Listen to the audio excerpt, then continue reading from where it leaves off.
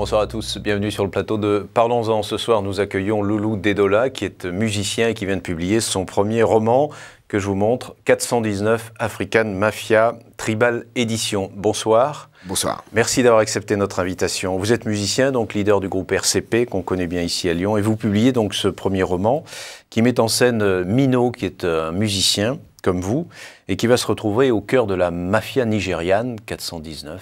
Comment vous le définiriez, votre personnage ?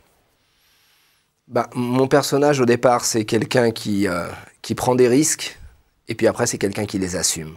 Voilà, je dirais, c'est ce qui le caractérise. Au départ, il prend des risques, il ne veut pas forcément se retrouver dans la situation dans laquelle il va se retrouver, mais après, il assume. Par amour, Mino, l'amour de Grace, une prostituée nigériane, il va basculer dans l'illégalité. Comment est-ce que vous justifiez ce basculement ? Je pense que Mino, c'est pas l'individu lambda. C'est quelqu'un qui a un capital.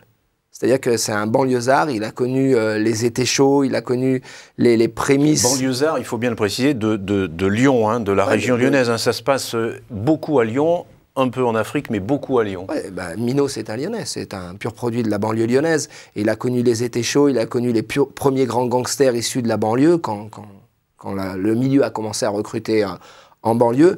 Donc il a un petit historique, mais c'est quelqu'un de rangé qui mène une vie de musicien. Et il bascule à un moment parce que, quelque part, peut-être, tout le monde peut basculer. Voilà. Mais il bascule quand même avec j'allais dire, une grande facilité. Il fait des choses, il ne faut pas dévoiler, mais il commet des actes... terribles. Terribles. Ouais, je pense que Mino, il a le talent pour être un grand gangster, mais il n'a pas la vocation.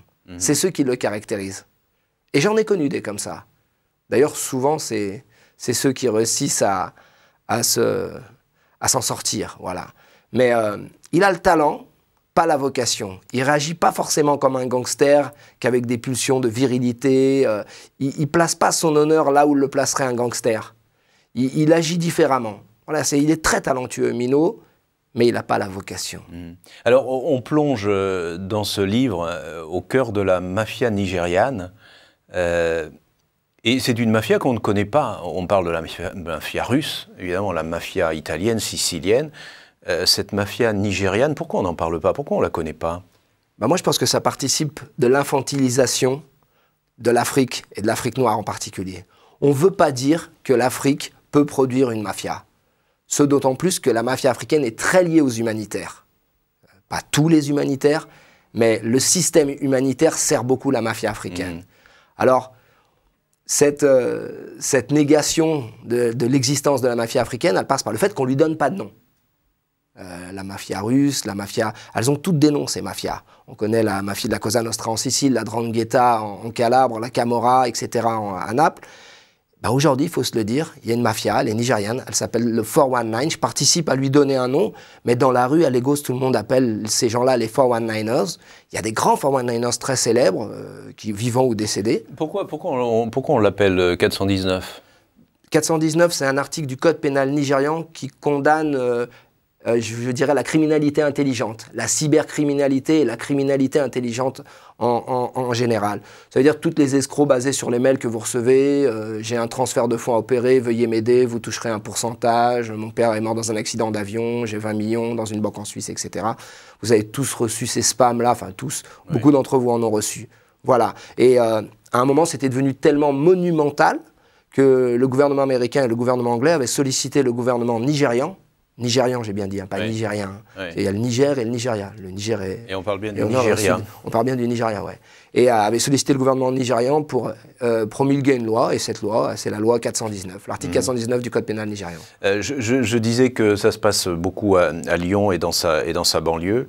Vous dites à un moment, vous parlez de TLM d'ailleurs, moi j'ai apprécié, mais vous dites aussi à un moment, c'est le Mino qui monte vers Fourvière et qui dit Lyon la nuit c'est probablement la plus belle ville du monde.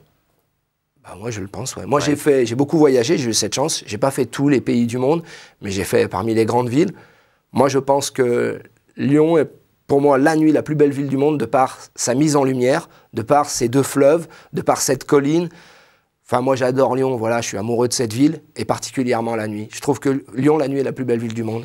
J'insiste, j'ai le même avis que Mino. Oui. Vous êtes assez proche de Mino. Ça dépend sur quoi. Pas pour tout, j'espère. Dernière chose, ce roman, il y a un projet de film pour l'adapter? Oui, il y a un gros travail qui est fourni actuellement par Philippe Morizzi, qui est un proche collaborateur de Pierre Salvadori, que tout le monde connaît pour être un grand réalisateur.